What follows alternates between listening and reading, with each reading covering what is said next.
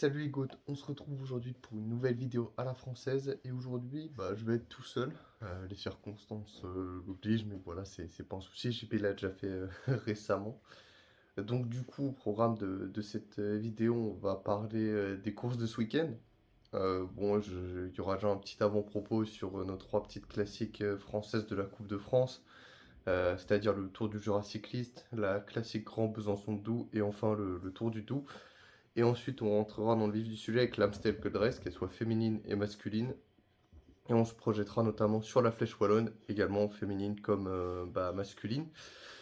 Et donc voilà, donc on va commencer avec ces trois petites classiques françaises. Très rapidement, puisque pour être très honnête, j'ai pas pu voir les courses. On a assisté à un doublé quand même de Guillaume Martin, qui remporte notamment la classique Grand Besançon-Doubs et le Tour du Jura cycliste. C'était vraiment bien pour lui, je suis très content pour lui à titre perso. C'est un coureur qui gagne très peu, pour être honnête. Voilà, sa dernière victoire, il me semble que c'était le Tour de l'An en 2022. Et là, il réussit à gagner coup sur coup. Ça va lui faire beaucoup de bien à lui, qui quand même avait connu un début de saison, allez, un peu pas compliqué, mais il y avait, il me semble, un moment des douleurs au genou au début, puis derrière, bon, il était bon, mais c'était pas non plus l'excellent Guillaume Martin, ce qui est normal en ce début de saison, mais voilà, donc là il est de retour avec ses deux victoires. Ça fait aussi beaucoup de bien au collectif Groupama FDJ, qui est en grosse galère cette année, pour être honnête. Voilà, deux petites victoires pour l'équipe dans la lutte pour les points, bien qu'ils soient assurés. Cette année c'était compliqué, donc ça a fait quand même beaucoup de bien d'aller chercher ce genre de points très importants.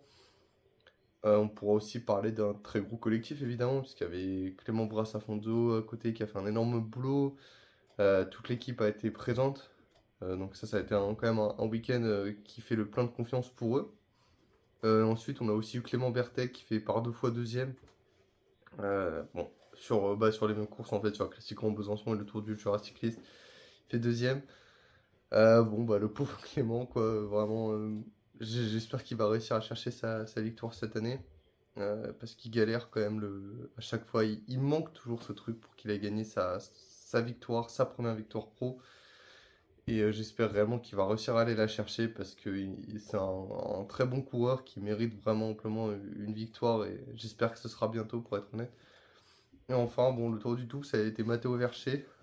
Lui, c'est pareil également. On l'a vu très offensif, très intéressant au début de saison, notamment au GP Miguel Indurain, où il avait été très en vue. Voilà, c'est pareil. On l'a vu sur le Tour de France l'an passé également. Très bon coureur qui mérite aussi cette victoire. Toujours à l'attaque, toujours prêt à faire des efforts, etc. Donc ça fait plaisir également pour lui. Et puis bon, deuxième, c'était encore en français, Adrien Maire de la Roquette Titema. Cette équipe qui poursuit sur sa bonne lancée en Coupe de France. Donc c'est bien pour lui, c'est bien pour eux. Et puis voilà. Là on va passer à l'Amstel, notamment chez les femmes. C'était une Amstel un peu étonnante. Il y a eu plusieurs gros pelotons. Donc on a rapidement compris, il y avait plusieurs grosses favorites qui se sont fait piéger. Je pense à Vollering, à Vos, à Pauline Ferrand-Prévot, à Elisa Longo Borghini, à Lotte Kopecky, etc. Qui étaient dans un deuxième peloton, un peu plus loin. Et ce deuxième peloton n'aura jamais réellement voulu revenir sur le premier peloton, dans lequel il y avait pas mal d'SD Works avec Lorena Vibbs, Misha Bredevold ou encore Blanca Vas. Il y avait aussi Ashley Moolman. Du côté français, on avait notamment Juliette Labousse qui était présente avec Amber Crack à un moment. Enfin voilà, il y avait aussi Marion Bunel. Enfin voilà, il y avait pas mal de bonnes coureuses devant. Puck Peters évidemment, j'allais l'oublier. Sylvia Persico, Hélène Van Dyke, etc. Et donc ce peloton prend rapidement une bonne avance. Et après, j'avoue que, bon, au final, c'est Misha Bredvold qui s'impose, mais il y a quand même eu un peu un paradoxe tactique, à nouveau, avec SD Works, j'ai envie de dire. Parce qu'au bout d'un moment, il y avait un petit coup qui était parti de devant. 8-9 coureuses, notamment, il y avait Misha Bredvold qui était devant. Et donc, il y avait Blanca Vas également. Il y avait derrière, il y avait Lorena Vibbs. Et qu'est-ce qui se passe? C'est que les deux mettent un tempo de fou, alors que Lorena Vibbs est derrière, donc pourquoi je ne sais pas. Et derrière, tu Blancavas qui a complètement explosé, qui se retrouve reprise par le groupe, bah, du coup Lorena Vibbs. Et derrière, on a Misha Bradvold qui galère avec Juliette Labousse et Puck Peters et Sylvia Persico notamment un peu plus loin derrière qui se font la malle. Et là, on se dit, mais pourquoi elles ont fait ça? T'as Lorena Vibbs derrière, logiquement, il te reste une vingtaine de kilomètres. Bon, elle avait pas l'air si mal que ça, Lorena Vibbs, donc tu te dis, bah autant jouer pour elle, puisqu'il n'y a pas d'autres sprinteuses à part elle, littéralement. Et t'es en surnombre, puisqu'il y a Misha Brevold et Blancavas. Enfin bref.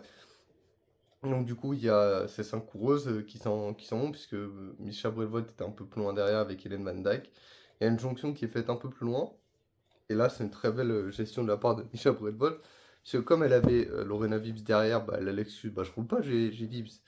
Et donc derrière, les 4 Van Dyke était un peu plus juste, donc elle relayait un peu moins. Et donc du coup, les 5 partent. Michel Brevold passe pas un relais, c'est tout simple. Mais on sent que la collaboration pardon, est pas dingue dans ce groupe. Euh, on voit une Juliette Labousse qui honnêtement, hier, était probablement la plus forte à la pédale parmi parmi les 5 filles devant. On l'a vu notamment dans les petits monts, etc., qu'elle était la meilleure. Et d'ailleurs, ça fait plaisir. Sachant que ça a toujours été de base un domaine un peu plus compliqué pour elle, notamment ces petites côtes très pentues où ça nécessite d'accélérer, etc. Cette année, elle a extrêmement progressé. Je pense au Strade Bianchi où pareil, elle a été absolument monstrueuse encore hier. Donc voilà, c'est franchement incroyable ce qu'elle a fait hier, Juliette Labousse. Et derrière, bon, la collaboration est pas dingue. On a une attaque de Hélène Van Dyke qui, bon, bah, ils attaquent un peu, voilà, tout le monde voit de loin, mais suit pas vraiment. Et Micha Bredvold voit que personne suit, donc elle suit. Et là, j'avoue, moi, j'ai pas compris, puisque Bredvold, ça fait 10 km à ce moment, ça, au moment de cette attaque, qu'elle relaie pas. Et il y en a aucune des trois, c'est-à-dire Puck Peter, Juliette Labousse ou Persico, qui essaie de les suivre. Peut-être elle pensait que le dernier mont allait être suffisant pour revenir, ce qui est possible, mais bon, je trouve ça quand même un peu présomptueux. Et derrière, bon, les deux, Van Dijk et Bredvold, s'en vont, font relais entre toutes deux avec une dizaine de secondes d'avance, approximativement devant le groupe des trois derrière. Et c'était quand même chaud, pour être honnête, hein, parce que ça, enfin, on peut voir au résultat, hein, Van Dijk finit deuxième avec seulement 7 secondes de retard sur Bredvold. Donc c'était quand même quelque chose de très très serré. Mais j'avoue que j'ai pas vraiment compris pourquoi ça ne suit pas derrière au moment de l'attaque de Bradwell, puisque voilà, elle s'économise depuis 10-15 km dans la roue, passe pas un relais, elle a plus récupéré que les autres, logiquement. Donc peut-être qu'il aurait fallu suivre. Mais voilà, en tout cas, elle est allée chercher une très très belle victoire. Triplé néerlandais d'ailleurs sur le podium, puisqu'on a Hélène Van Dijk deuxième et Puck Peters qui a été très forte également troisième. Bon, du coup, Juliette Labousse, quatrième. Marion Bunel, l'autre française qui est dans le top 20, qui finit 18e. Et puis bon, après, derrière le groupe, donc Lorena Vibbs, ça a fait rideau, entre guillemets. Ça finit à 1 minute 30. Lorena Vibbs qui sprint pour la 6e place. Rien de très particulier, en tout cas, c'était quand même une belle course. Dont le scénario a été quand même sacrément imposé, parce qu'il fallait voir venir que Vos, Bollering, Lippert, Longo Borghini, etc., tout le monde se désintéresserait aussi loin de la course. Mais voilà. Concernant l'Amstel des hommes, ça a été également une très très belle course. Euh, Avec, on l'a vu notamment. Alors, attends. On a vu la belle attaque de Julien, c'était une cinquantaine de kilomètres de l'arrivée, où il y a littéralement personne à part Pogacar qui suit. Je ne sais pas si les autres ne pouvaient pas ou ne voulaient pas. Enfin bref, le plus important étant que les deux partent. Donc là, on se dit, oh, let's go. Sur tous les fans de Julien, on est en mode, let's go, peut-être le retour enfin du meilleur Julien. Bon, nos sports ont duré 10 km. Après, voilà, Julien, il a expliqué en après-course que, bon, il pouvait pas suivre plus que ça Pogacar et qu'il a pris énormément de temps à récupérer. Donc du coup, bah, il lâche la route Pogacar, il se fait dépasser par le deuxième groupe DR et se retrouvera dans un troisième groupe plus loin. Et donc, c'est un peu triste pour nous, parce que bon, tous nos espoirs qui montent et qui redescendent aussi rapidement, voilà. Et donc après on se dit, «Bon ça y est, Pogačar il est parti, il est tout seul, ça y est, ça reviendra pas». Pas du tout. Derrière, on a Skelmose qui anticipe et qui navigue à peu près une vingtaine de secondes de Pogačar tout le long. Le troisième groupe derrière, pareil, collabore, il reste à peu près une quarantaine de secondes, jusqu'à ce que Remco anticipe et parte. Un peu en facteur quand même, puisque personne se met dans sa roue. Donc bon, c'est bon, bah, là, il en a profité, enfin voilà, personne ne suit, bah, il part. Il rejoint, Skelmose, les 2 réussissent à revenir sur Pogačar, à un peu moins de 10 km d'arrivée, je crois il restait 7 ou 8 km. Pogačar l'a dit que bon, voilà, il avait du mal à creuser parce qu'avec le vent de face, bah, c'était compliqué, notamment, bah, lui il était tout seul, donc pour creuser c'était pas forcément, idéal pour lui. On peut peut-être supposer également qu'il était pas non plus à son top niveau aujourd'hui, enfin hier parce que je tourne la vidéo lundi. Donc voilà. Et ensuite, les 3 se relaient et puis bon, arrivé au sprint, très gros sprint. Au début, j'avoue, Remco d'ailleurs qui avait chuté un peu en amont dans la course, il l'a concédé à l'arrivée, qui gâche pas mal d'énergie, après cette chute pour revenir, se replacer et cetera. Mais au début, quand je vois le sprint de Remco, je me dis: «Waouh, est-ce que Pogačar va réussir à le dépasser?» Puisque c'était sacrément puissant. Mais ça a été un très, très beau sprint. Remco le concède lui-même, il l'a lancé un peu tôt et derrière ça joue à la photo finish entre, Skelmose et Pogačar et Skelmose s'impose au bout du bout. Donc voilà, il était pas très en vue ce début de saison. Bon, il avait chuté à Paris-Nice et là il revient, au meilleur niveau. Surtout que bon, bah là, il bat pas n'importe qui quoi. Enfin, il bat Remco et Tadej Pogačar, donc c'est quand même, une sacrée performance de sa part. Donc ouais, voilà, on peut noter Wout van Aert qui refait quatrième après avoir fait quatrième du Ronde et de Paris-Roubaix, bah, il continue à faire la quatrième place. Il en a marre de la deuxième, maintenant il fait quatrième. À noter la très belle performance côté français de Louis Barré, sixième. Une très belle révélation cette année depuis transfert réussi pour lui de partir d'Arkea pour aller chez Intermarché. Ça a vraiment été excellent aujourd'hui. Il est parti avec Illy dans un coup, mais ce coup s'est fait revoir un peu avant la fin. Mais en tout cas, il était vraiment très très actif aujourd'hui, très très fort. Derrière, on a Romain Grégoire, septième, qui lui l'admettait lui-même, il n'a pas pu suivre parce qu'il était au max. Euh, et voilà. Thibaut Naes qui finit douzième à 49 secondes. Bon, on s'était peut-être un peu trop enflammé pour lui après le GP Miguel Indurain. Bah, ceci dit, il fait quand même un top 20, donc bon, le résultat est là. Et voilà, et puis pour nos Français, on a aussi Madouas qui finit 19e et Julien qui finit 20e, tout pile. Donc voilà, en tout cas, ça a été une très très belle course. Peut-être le seul regret, c'est Wout van Aert qui concédait lui-même. Ils ont rapidement quand même eu, quand Pogacar est parti, en tout cas lui, et je pense que ça a quand même été une grosse partie du groupe, s'est dit, ah ça y est, c'est fini, il est parti. Et donc du coup, la bonne surprise, et c'est ce que tout le monde souligne un peu avec ce résultat d'hier, c'est bah, Pogacar finalement il est pas si invincible que ça, il n'a pas pris plus de 30 secondes d'avance pendant 50 bornes. Donc dès qu'il part, tout le monde est dit en mode: «Ah, ça y est, c'est fini». Ce qui se comprend, hein, parce que bon, quand on voit la domination du type, c'est normal, de se dire: «Bah, allez hop, rideau, on va jouer la deuxième place».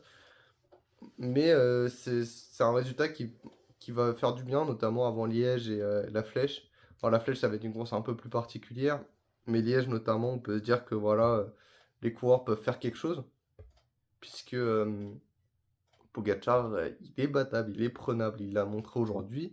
Alors peut-être que c'est dû aux circonstances de course avec le gros vent de face, etc. Maintenant, malgré ça, creuser à peine 30 secondes en étant Tadej Pogacar et quand on sait quel type de coureur c'est, bah, c'est pas énorme non plus. Donc du coup, ça va être pas mal pour la suite de ces classiques, puisque bon, j'espère qu'on verra quand même des coureurs actifs qui tenteront et pourquoi pas même anticiper de loin. On parle de Julien aujourd'hui qui a essayé d'anticiper un peu de loin. Et Pogacar le disait aussi à l'arrivée qu'il aurait aimé que Julien l'accompagne un petit peu plus. On peut se dire qu'en Julien, sur Liège, par exemple, il y a pas de raison de pas essayer de tenter à 40 km, et d'essayer d'anticiper avec, peut-être d'autres coureurs.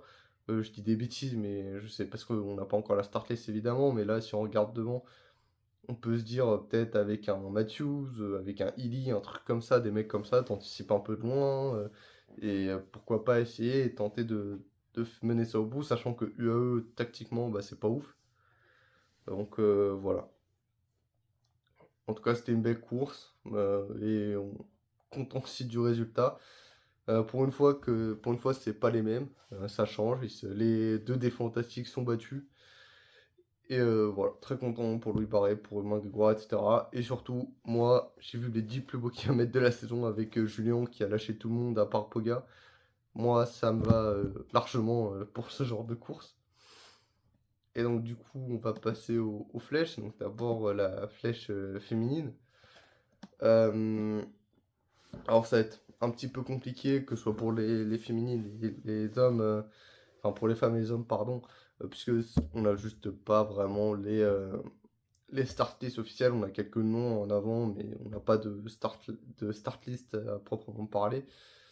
La course se déroulera, la course se déroulera là, mercredi, puisque Liège est ce week-end, donc ce sera mercredi ou jeudi la flèche.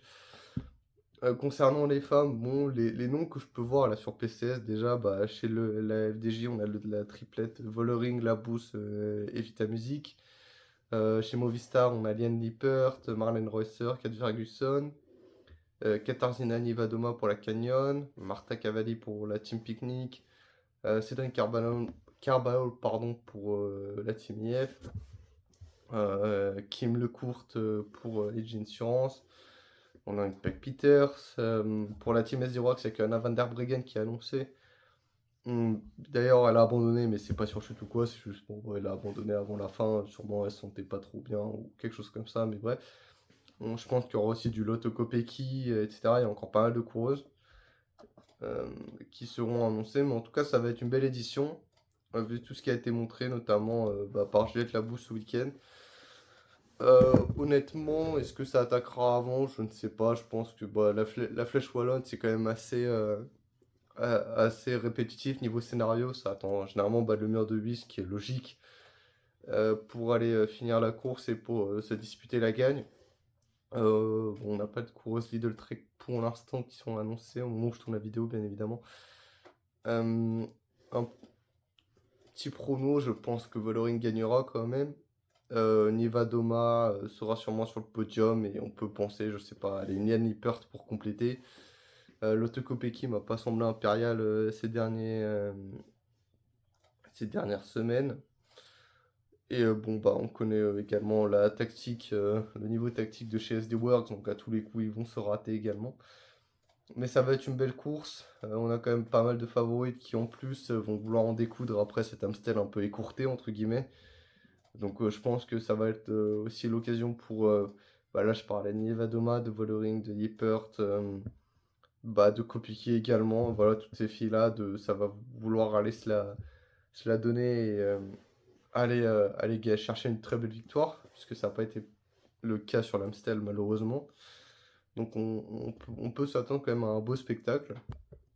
Et après pour les hommes c'est pareil, la start n'était pas vraiment complète. Alors bon, on a Ben Illy, Thibaut Nice, Mathias Kelmose, Santiago Buitrago. Cofidis a annoncé par contre sa start list. Il y aura Aran Bourou, Errada, Dylan Tunt. Groupama, il y aura sûrement Romain Grégoire et Valentin Madouas.